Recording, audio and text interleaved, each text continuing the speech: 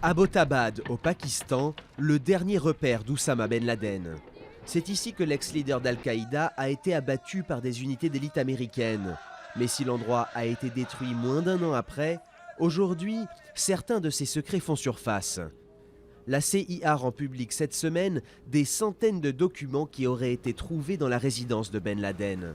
L'AFP a pu les consulter en exclusivité avant leur déclassification.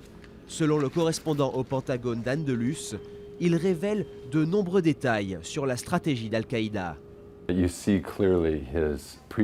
Clairement, on voit sa volonté de mener une attaque d'envergure sur les États-Unis et l'Occident et ses demandes répétées à ne pas se laisser distraire par des conflits ailleurs au Moyen-Orient.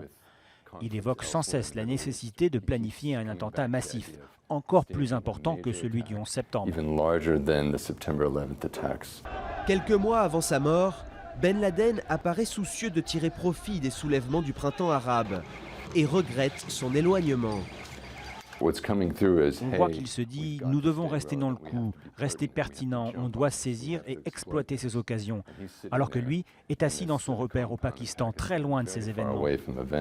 Parmi les documents retrouvés et ici traduits, ce formulaire d'inscription pour nouvelles recrues.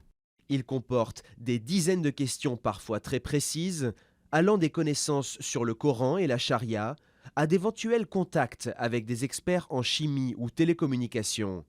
Les candidats doivent même répondre à la question « Voulez-vous faire partie d'une mission suicide ?» puis indiquer la personne à contacter si vous devenez un martyr. Une attention aux détails qui illustre l'obsession de Ben Laden pour la sécurité de ses opérations. C'est presque comique. Il parle de créer un centre de développement et il utilise un langage presque similaire à celui des ressources humaines dans une entreprise, afin de trouver de nouveaux leaders qui peuvent faire avancer l'organisation. On découvre aussi dans les documents sa correspondance personnelle. Un de ses fils, Hamza, veut le rejoindre au Pakistan pour l'aider. Un autre demande à son père la raison de sa colère envers lui. Le journaliste Seymour Hersh a récemment mis en doute la version officielle sur la mort de Ben Laden et son rôle au sein d'Al-Qaïda au moment du raid de 2011. Ces documents semblent confirmer qu'il contrôlait encore les opérations à l'intérieur du groupe djihadiste.